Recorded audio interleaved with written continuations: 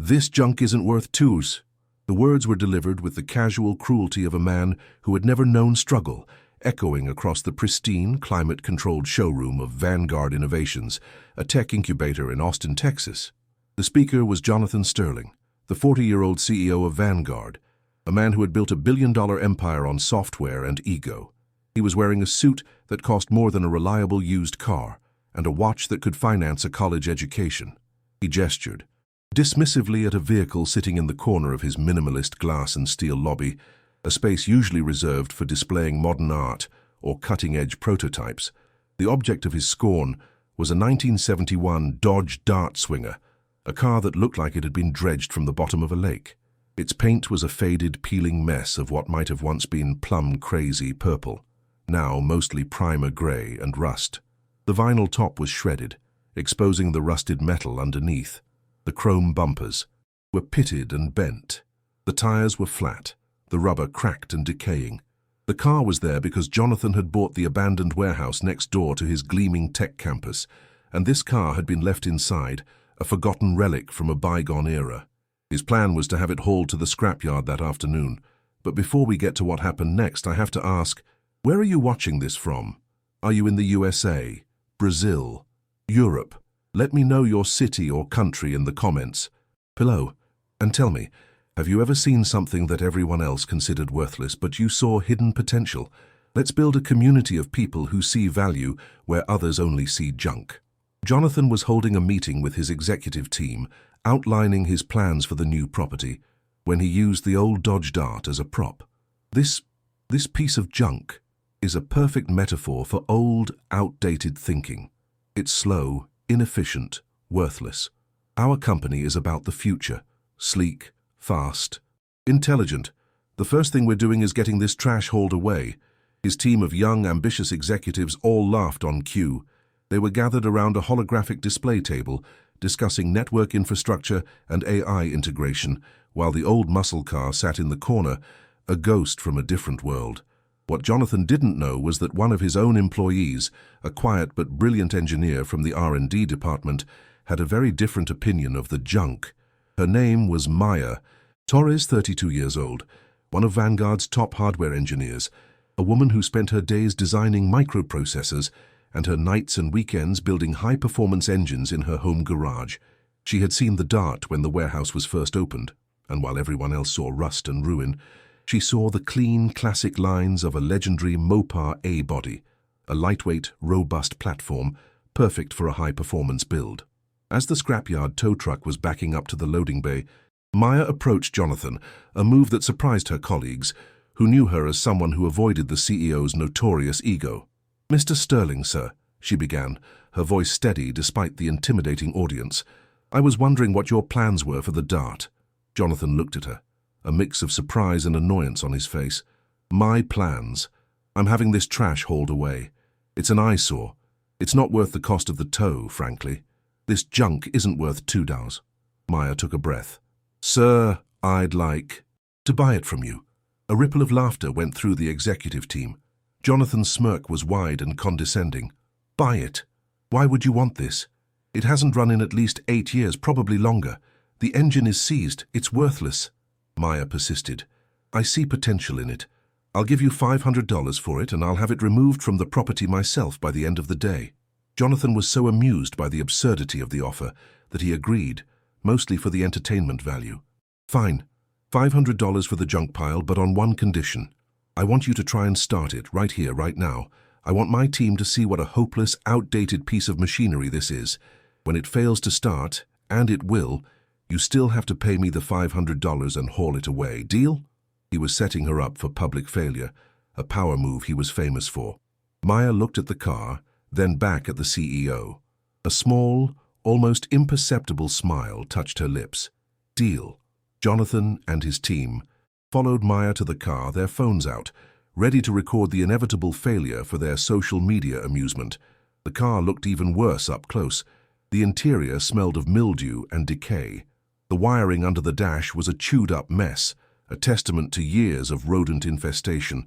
Jonathan pointed his phone at the engine bay, which was covered in a thick layer of dust, grime, and cobwebs. "Look at this. There's no way this thing ever runs again." he narrated. Maya didn't say a word. She walked to the back of her own car, a nondescript Subaru Outback, and opened the tailgate. Inside was not groceries or gym bags, but a meticulously organized set of professional-grade tools and what looked like a custom-built power pack with heavy-gauge cables. She calmly wheeled a small tool cart over to the Dart. Her colleagues from R&D, having heard about the spectacle, had gathered by the lobby windows, watching with a mix of concern and curiosity. They knew Maya was a brilliant engineer, but this seemed like an impossible task. Maya's process was a blur of quiet efficiency. She didn't bother with the car's existing systems. They were all compromised. She was going to bypass everything. First, she popped the hood. The engine was a grimy, rust-covered Mopar 318 V8, a reliable but unremarkable engine in its day. She pulled the spark plugs, pouring a penetrating fluid into each cylinder to help free up any seized pistons. While that soaked, she moved to the fuel system. She disconnected the rotted fuel line from the engine and attached a hose leading to a small 1-gallon external fuel tank filled with fresh gasoline that she placed on the ground next to the car. She bypassed the old fuel pump entirely, using a small electric pump she connected to her power pack to feed fuel directly to the carburetor. Next, the electrical system. She cut away the old, corroded battery cables. She then connected her custom power pack directly to the starter and the ignition coil, creating a completely new independent circuit. She was bringing her own life support to a dead machine. The whole process took her less than 15 minutes. Jonathan was still filming, a smug look on his face. She's putting on a good show, I'll give her that. But all she's done is hook up a battery and a gas can. The engine itself is seized. It hasn't turned over in 8 years. Maya heard him. She walked to the front of the car, put a large breaker bar on the crankshaft bolt, and pulled. The engine didn't move. It was seized solid. The executives laughed. "Told you," Jonathan said triumphantly. Maya didn't flinch. She simply looked at the engine for a moment, then did something no one expected. She reached into her tool bag and pulled out a small custom-made electronic device about the size of a deck of cards, with 2 alligator clips. She attached one clip to the engine block and the other to the frame. She then pressed a button on the device. A low-frequency hum filled the air, almost too low to hear, but powerful enough to feel as a slight vibration in the concrete floor. The device was a high-powered ultrasonic resonator she had designed herself, a tool that generated micro-vibrations to break the molecular bonds of rust and corrosion. It was a piece of technology years ahead of anything in the automotive industry, something she'd been developing in her spare time. She let it run for 5 minutes. The executives looked on, confused. Jonathan scoffed. "What is that, some kind of magic box?" After 5 minutes, Maya turned off the device, put the breaker bar back on the crankshaft and pulled. This time, with a deep groan and the sound of cracking rust, the engine turned. A quarter turn at first, then a half, then a full smooth rotation. A collective gasp went through the small crowd. Jonathan stopped filming, his jaw slack. Maya spent another few minutes rotating the engine by hand to circulate the penetrating oil. Then she walked to the driver's side, leaned in through the open window, and connected a remote starter switch. She checked her connections one last time. "Everyone stand back," she said calmly. She pressed the button. The starter engaged, and the old 318 V8 began to crank, slow and labored at first, then faster. It turned for 5 seconds, then 10. A puff of dust shot out of the exhaust pipe, then a cough, then another, and then, with a throat-clearing roar, the engine fired. It stumbled, ran rough, and spewed a cloud of black smoke that filled the pristine showroom with the smell of burning oil and 8 years of accumulated grime. But it was running. The Dodge Dart, the worthless piece of junk, was alive. The executives were speechless. Jonathan Sterling stood frozen, his phone hanging limp in his hand. The car that wasn't worth $2 was running in his billion-dollar lobby, a greasy, loud, defiant ghost from the past. Maya let the engine run for a full minute, a triumphant rumbling sound that completely shattered the quiet, sterile atmosphere of Vanguard Innovations. Then she shut it off. She walked over to Jonathan, wiping her hands on a rag. "It runs," she said simply. "The $500 is on your desk. I'll have the car removed by 5 p.m. She then turned and walked back to her tool cart, beginning to pack up, leaving the CEO and his entire executive team standing in stunned silence.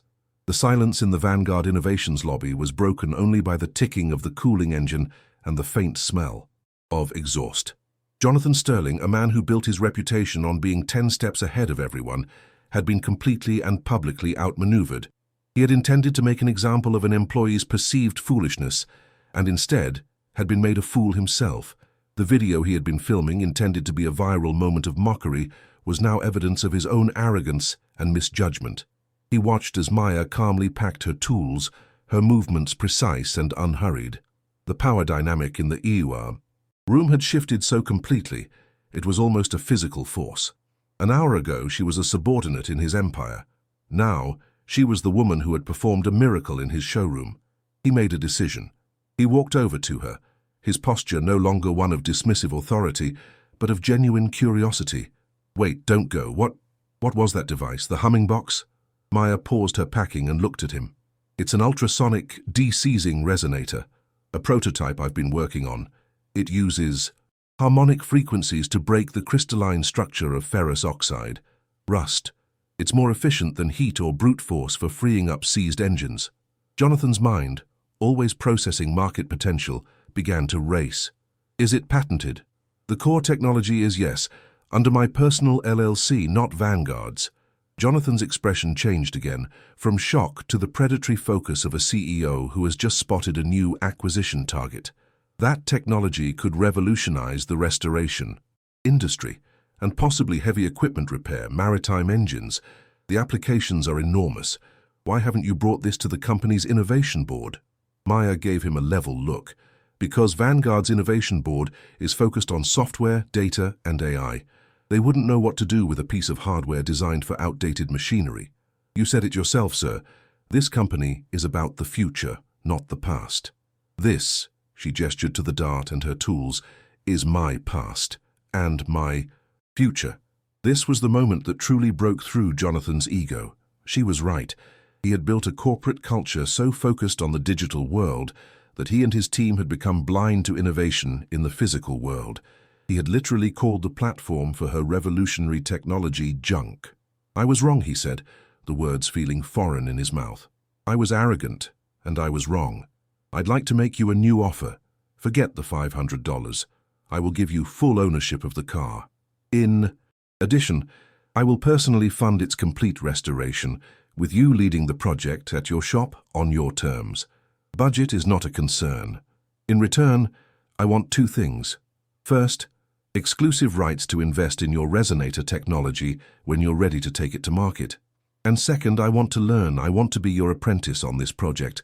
I want to understand how you see potential where I saw junk." This offer stunned everyone, especially Maya. She had expected him to be angry, to fire her or to try and claim her technology under some obscure clause in her employment contract. Instead, he was offering respect, resources, and, most shockingly, humility. She thought about it for a long moment. This was an opportunity not just to build her dream car, but to fund her entire future as an inventor. "Deal," she said, and for the first time, she shook the CEO's hand as an equal. The Dodge Dart project became the most unlikely partnership in Austin's tech and automotive scenes.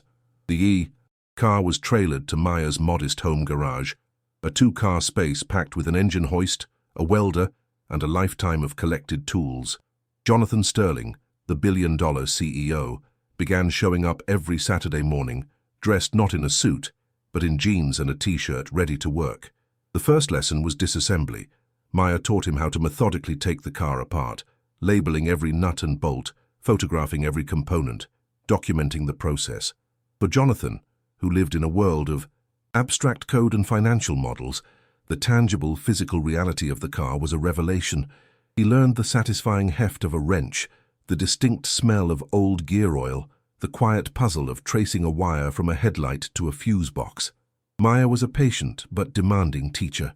She didn't tolerate shortcuts. "If you don't do it right, you'll do it twice," she'd say, a mantra she'd learned from her grandfather. Jonathan, a man used to giving orders, learned to take them. He spent hours under the car, grinding away rust, cleaning decades of grease, learning the hard, dirty work that underpins every beautiful restoration. While the physical work progressed, Maya revealed the true secret of the Dart. The car wasn't just a shell. It was a legend in the local street racing scene from years ago. It had belonged to a man known only as the Ghost, a mysterious racer who would show up, dominate, and disappear. The car was rumored to have a revolutionary secret under the hood. When Maya had acquired it, she'd found that secret. The original engine had been modified with a prototype, experimental fuel injection system, one of the very first electronic systems ever developed, cobbled together from aerospace parts and custom machined components in the early 1980s. It was incredibly advanced for its time, but unstable and poorly understood, which is likely why the car had eventually been abandoned. It was this piece of forgotten history that had drawn Maya to the car. Her plan was not just to restore the Dart, but to resurrect and perfect this lost technology, blending it with modern components. She wasn't just building a car, she was finishing a story. The secret system was this lost piece of engineering history. She showed Jonathan the original hand-machined fuel rails, the primitive computer box, the custom-wound injectors. For Jonathan, it was like discovering an ancient artifact. He finally understood. This car wasn't junk. It was a time capsule of innovation. The project became more ambitious. With Jonathan's funding, they weren't just restoring, they were reimagining. The body was taken down to bare metal, the rust meticulously repaired with new steel, the panels perfected until they were laser straight. The car was painted in a modern version of plum-crazy purple with a deep liquid-smooth clear coat. The engine, the original 318 V8 block, was sent to a top racing engine builder in California. They kept the block for authenticity, but filled it with a forged stroker crankshaft, forged rods and pistons, massively increasing the displacement to 408 cubic inches. The heads were replaced with high-flow aluminum units. And at the heart of it all was Maya's vision. She reverse-engineered the original prototype fuel injection system and rebuilt it using modern technology. She designed a new computer from scratch, wrote her own software, and integrated it with modern sensors and high-flow injectors. She then added a hidden twin-turbo system, with the turbos mounted low and out of sight, their plumbing cleverly routed. The goal was to create an engine that looked like a vintage V8 at first glance, but produced over 800 reliable, streetable horsepower. Jonathan, meanwhile, was undergoing his own transformation. The hours in the garage working with his hands, solving real physical problems, began to change him. He became quieter, more thoughtful. He started applying the methodical, patient logic of mechanical work to his business decisions. At Vanguard, he realized he had been leading his company the same way he had first looked at the Dart, with arrogant, surface-level assumptions. He began spending more time with his engineers, not to give orders, but to listen and understand their challenges. He launched a new Vanguard Physical division, an incubator for hardware startups, personally funding it with $50 million of his own money. The first company they funded was Maya's, Resonator Dynamics, dedicated to commercializing her ultrasonic technology. His executive team was baffled by the change. The CEO who once mocked old machinery was now championing it, and the company's culture began to shift from pure software to a more balanced appreciation for the intersection of the digital and physical worlds. The Dart was completed after 18 months of intensive work. It was a masterpiece, a perfect fusion of old-school muscle and cutting-edge technology. The exterior looked like a perfectly restored 1971 Dodge Dart, but underneath it was a modern supercar. The day they started it for the first time, Jonathan was the one to turn the key. The twin-turbo V8 roared to life with a sound that was deep, powerful, and utterly terrifying. It settled into a smooth idle, the product of thousands of hours of work and a shared vision. Jonathan looked at Maya, his eyes filled with a respect and gratitude that went far beyond their business arrangement. "You didn't just restore a car," he said. "You restored my perspective." The debut of the completed Dodge Dart was a carefully orchestrated event.